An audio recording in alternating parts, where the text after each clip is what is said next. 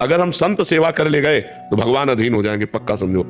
श्री हरिपाल जी नाम के एक महाभागवत हुए हैं, उनके गुरुजी ने जब उन्होंने प्रश्न किया कि मुझे भगवान का साक्षात्कार गृहस्थी में रहते हुए कैसे हो जाएगा, तो उन्होंने कहा कि अगर भक्तों की सेवा बन जाए, संतों की रोज सेवा हो, तो एक दिन भगवान स्वयं मिलने आ जाएंगे। तो उन्होंने अपने गुरु वचनों का पालन किया, संत सेवा प्रारंभ कर दी। तो अब जहाँ किसी संत की सेवा होती तो वो संतों से कहता यार कभी उधर जाना तो हरिपाल जी के यहाँ जरूर जाना, बहुत सुंदर संत सेवा करते हैं, बड़े सुंदर भगत हैं वो। अब वहाँ संतों की मंडलियां आने लगी, अर्थ सीमित था, धीरे धीरे सब संत सेवा में, यहाँ तक हालत हो गई कि अब संत आए तो अब उनका भोजन प्रसाद कैसे हो। तो उन्होंने विचार किया कि अब मैं चोरी करूंगा। जंगल का रास्ता था तो खड़े हो जाते और जो निकलता, मारते नहीं थे पर दूर से भाला दे, अगर कंठी तिलक है तो नहीं, और रामकृष्ण बोल दिया तो नहीं, अरे राम तो फिर जाओ फिर चोरी। जो रामकृष्ण ना बोले और जिसके कंठी तिलक ना हो, और विचार किया कि उसका भी मंगल हो जाएगा, तो ₹1 ₹2 ₹4 जो मिलता उससे जाके अन्न लाते और संत को पवाते। अब ये धीरे धीरे प्रचार प्रसार हो गया कि अगर राम बोल दे, अगर गले में कंठी हो तो इधर चोरी नहीं होगी, नहीं तो चोर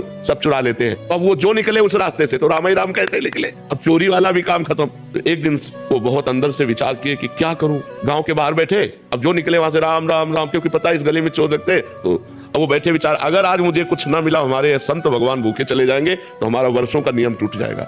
भगवान का चिंतन कर रहे थे, द्वारिकाधीश भगवान सजने लगे, ये हार, ये करधनी, ये बाजूबंद, सब स्वर्ण आभूषण। रुक्मिणी जी ने कहा प्रभु आज कहीं जा रहे हो क्या? बोले एक विचित्र भक्त है, उसके दर्शन देने जा रहे हैं। तो कहा प्रभु हम भी चलेंगे आपको? बोले जरूर चलो, पर पूरा श्रृंगार कर लो। रुक्मिणी जी ने भी पूरा श्रृंगार, भक्तमाल जी में चरित्र है, पर कहा देखो नाराज मत होना, हमारा भक्त विचित्र है और कोई भागवतिक चिन्ह नहीं, कोई तिलक नहीं, कोई कंठी नहीं, और परस्पर व्यापार की चर्चा करनी है। रुक्मिणी जी ने कहा ऐसा कौन भक्त की भगवान की चर्चा नहीं कर ली, तो कंठी तिलक नहीं, कोई भागवतिक चिन्ह नहीं, बस संसारिक वार्ता करनी।